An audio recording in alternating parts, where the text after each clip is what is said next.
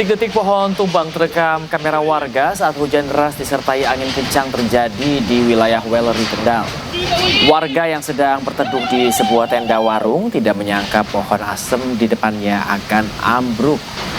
Pohon asem tumbang menutupi jalan raya ke arah Wellery dan membuat arus lalu lintas macet karena tidak bisa melintas. Petugas gabungan dari Damkar Pos Wellery, BPBD Kendal dan sejumlah relawan harus bekerja keras menyingkirkan pohon berukuran besar ini. Selain menumbangkan pohon asem berukuran besar, hujan deras mengakibatkan genangan di sejumlah titik. Ini pemadam Wellery langsung merapat. Pemirsa, cuaca ekstrim di wilayah Buleleng, Bali menyebabkan terjadinya banjir hingga menggenangi sekolah. Bahkan arus sungai yang sangat deras menyebabkan tembok pembatas dengan sungai roboh.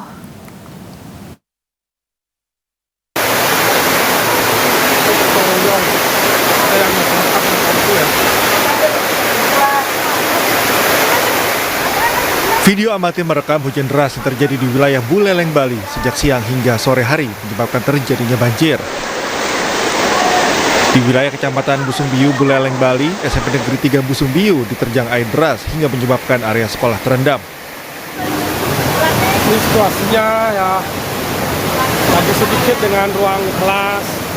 Tak hanya itu, tembok pembatas antara sekolah dan aliran sungai juga ikut tergerus hingga roboh akibat derasnya aliran sungai. Usaha menjebol. Kejadian ini menyebabkan jalan di Batu Menggang, Desa Puncak Sari, Kecamatan Busungbiu juga terputus. Diputus jalannya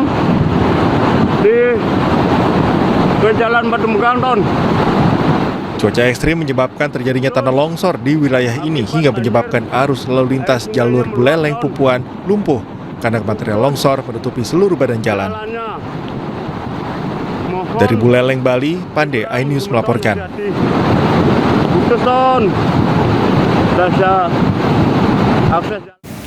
Tiga desa di Kecamatan Sekotong, Kabupaten Lombok Barat kembali diterjang banjir bandang. Bangunan rumah, tempat penyimpanan padi, dan beberapa ekor sapi milik warga hanyut terbawa arus.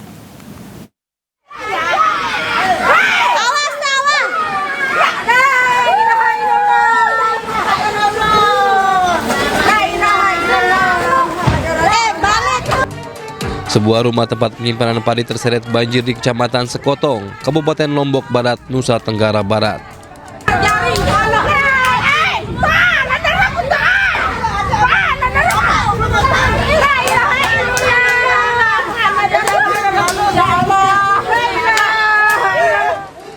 Banjir juga menghanyutkan sejumlah ekor sapi milik warga.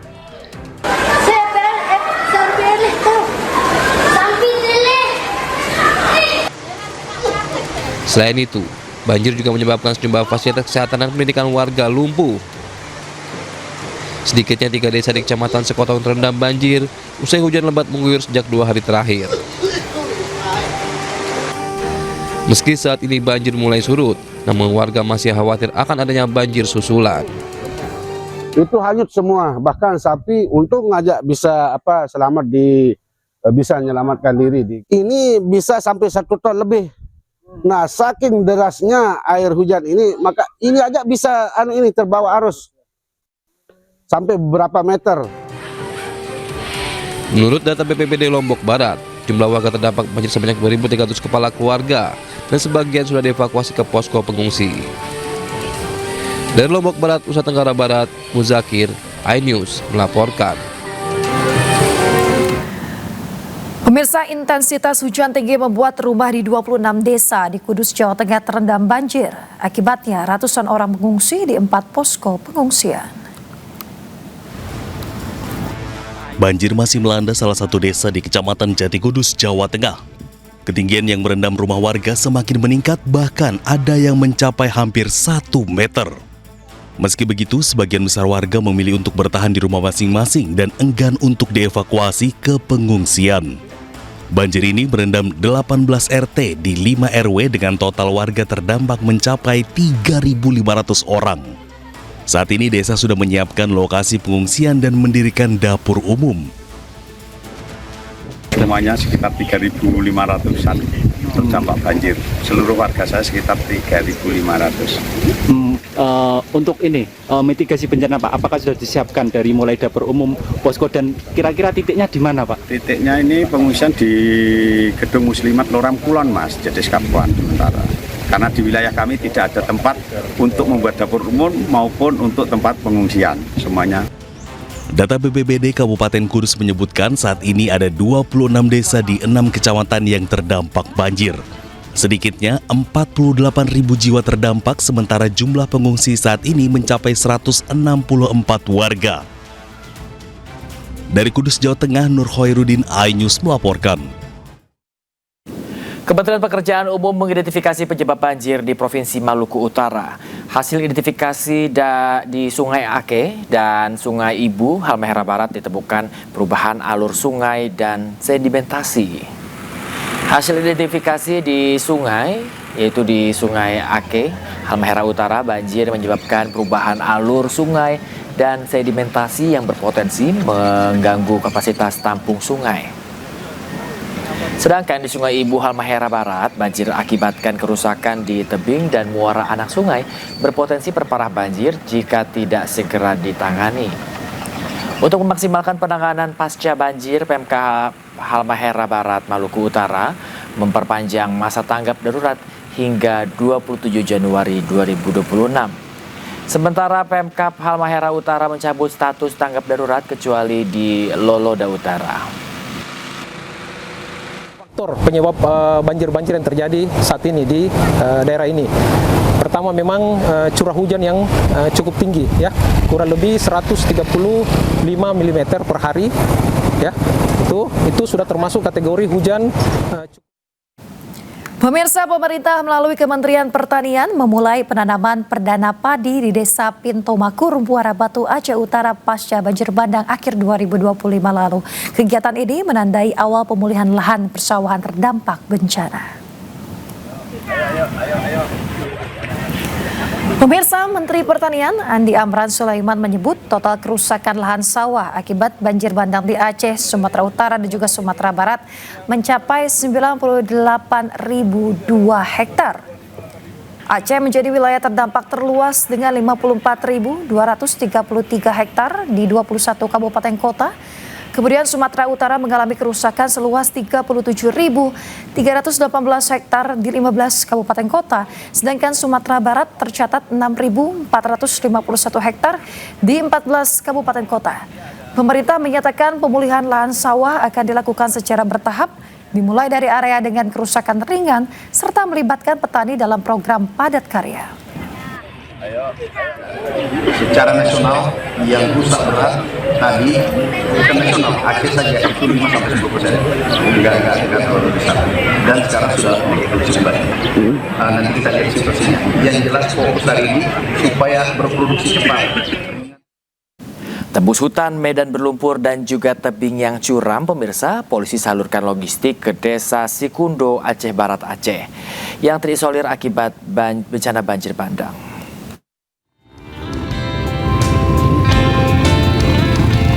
Puluhan personil dari Polda Aceh dan Polres Aceh Barat menembus ke Desa Sikundo, Kecamatan Pantai Jeremen yang terisolir menggunakan motor trail dan berjalan kaki sejauh 5 km. Para personil harus melewati jalur yang ekstrim selama 4 jam demi mengantarkan bantuan logistik kepada warga terdampak banjir bandang. Selain akses jalan melewati tebing dan lereng bukit yang curam, petugas juga harus melewati aliran sungai dengan menaiki perahu milik warga setempat.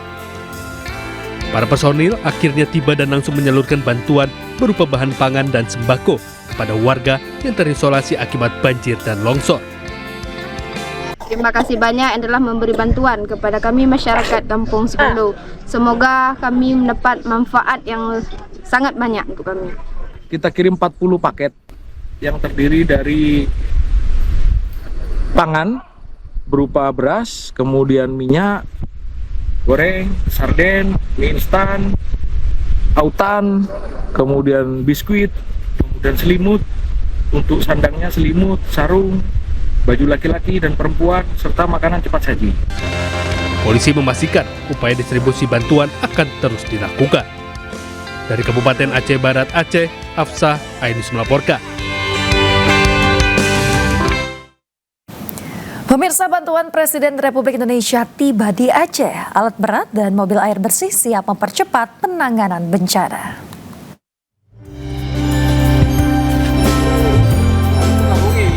Bantuan Presiden Republik Indonesia untuk percepatan penanganan bencana di Provinsi Aceh tiba di Pelabuhan Kerung Keku, Kabupaten Aceh Utara.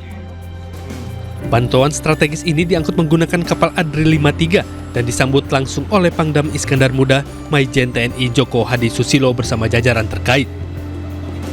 Kedatangan bantuan ini menjadi bukti nyata respon cepat pemerintah pusat dalam mendukung upaya tanggap darurat, pemulihan infrastruktur, serta pemenuhan kebutuhan dasar masyarakat di wilayah terdampak bencana. Bantuan yang tiba meliputi 8 unit kendaraan reverse osmosis untuk pengolahan air bersih, 3 unit eskavator standar, 2 unit eskavator long arm, serta 3 unit bulldozer. Seluruh alat berat dan kendaraan operasional ini akan digunakan untuk pembersihan material pasca bencana, pembukaan akses wilayah, normalisasi sungai, dan penyediaan air bersih bagi warga. Seluruh bantuan ini akan segera digerakkan sesuai kebutuhan di lapangan sebagai bagian dari upaya bersama dalam mempercepat normalisasi wilayah serta pemulihan sosial dan ekonomi masyarakat Aceh. Tim Liputan Ainus melaporkan. Pemirsa, bersama MNC Peduli kita bantu korban banjir dan longsor di Aceh, Sumatera Utara, dan Sumatera Barat dengan berdonasi melalui rekening Yayasan Jalinan Kasih. Ya, kita ke informasi berikutnya. Pemirsa, Presiden Prabowo Subianto mengumpulkan 1.200 rektor dan guru besar pimpinan perguruan tinggi negeri maupun swasta. Prabowo tekankan pentingnya mencetak sumber daya manusia berkualitas. Dalam pertemuan ini, Presiden menekankan pentingnya perguruan tinggi mencetak sumber daya manusia unggul yang tidak hanya cerdas, namun berintegritas dan juga memiliki nasionalisme yang kuat.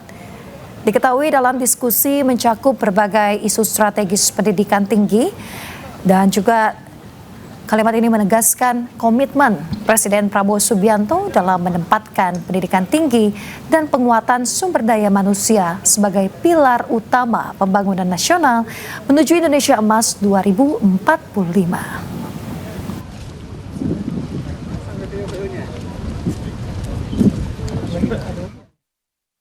Menteri Keuangan Republik Indonesia Purbaya ancam beri sanksi tegas oknum pegawai Kementerian Keuangan yang terbukti lakukan pelanggaran. Sanksi tersebut dapat berupa rotasi jabatan hingga pemecatan.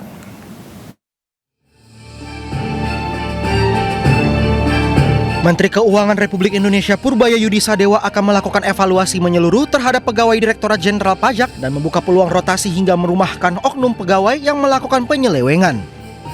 Menurut Purbaya, sanksi yang diberikan akan mempertimbangkan tingkat pelanggaran yang dilakukan pegawai. Nanti kita akan evaluasi seperti apa. Yang jelas nanti mungkin pegawai pajak akan dipajak ulang, diputar-putar lah. Yang kelihatan terlibat, jangan kita tahu tempat terpencil atau dirumahkan aja. Nanti kita lihat. Ya. Sebelumnya pada hari Selasa, tim penyidik Komisi Pemberantasan Korupsi menggeledah kantor pusat Direktorat Jenderal Pajak Kementerian Keuangan di Jakarta Selatan. Hal ini dilakukan guna mencari bukti tambahan dalam penyidikan kasus dugaan suap pengurangan nilai pajak yang menjerat pejabat pajak dan pihak swasta. Dari Jakarta, Tim Liputan iNews melaporkan. Pemirsa, Ikatan Konsultan Pajak Indonesia IKPI menanggapi penangkapan salah satu anggotanya dalam operasi tangkap tangan Komisi Pemberantasan Korupsi. IKPI menegaskan dukungan terhadap penegakan hukum dan menghormati proses yang dilakukan KPK.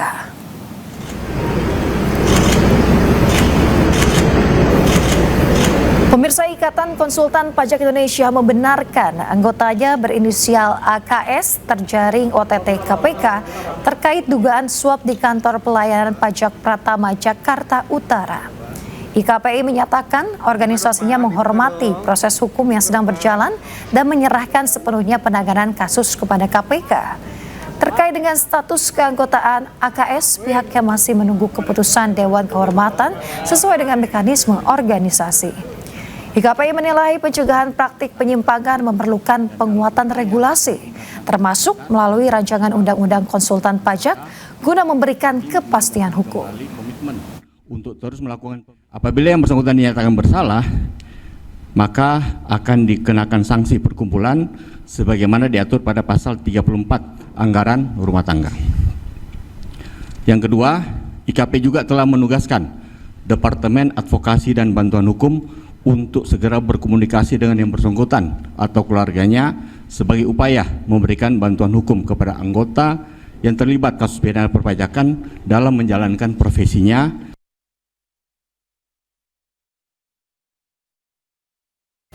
Komisi 3 DPR RI mulai bahas pembentukan RUU Perampasan Aset Tindak Pidana Korupsi, pemirsa. RUU tersebut dibahas Komisi 3 dengan Badan Keahlian DPR RI. Bapak Ibu sekalian. Wakil Ketua Komisi 3 DPR RI, Sari Yuliati, membuka rapat pembahasan RUU pembentukan RUU Perampasan Aset dengan Badan Keahlian DPR RI Kamis siang. Dalam RDP ini, DPR dan Badan Keahlian DPR RI membahas mengenai perampasan aset dari tindak pidana korupsi serta tindak pidana lain dengan motif keuntungan finansial. Kepala Badan Keahlian DPR Bayu Dwi Anggono menjelaskan RUU yang dibahas itu terdiri dari 8 bab dan 62 pasal. Selain itu, ada 16 pokok pengaturan dalam RUU tersebut. Lebih lanjut, Bayu menjelaskan perampasan aset bisa dilakukan jika sudah berkekuatan hukum tetap. Ketika meninggal dunia, penegakan hukum yang dilakukan oleh negara untuk mengambil alih penguasaan dan atau kepemilikan aset tindak pidana berdasarkan putusan pengadilan yang telah memperoleh kekuatan hukum tetap. Jadi definisi ini menunjukkan selama ini ada banyak definisi tentang perampasan aset dari berbagai studi literatur, partisipasi publik, dan berbagai kajian kami, maka definisi yang kita lakukan adalah semua dilakukan berdasarkan putusan pengadilan yang telah memperoleh kekuatan.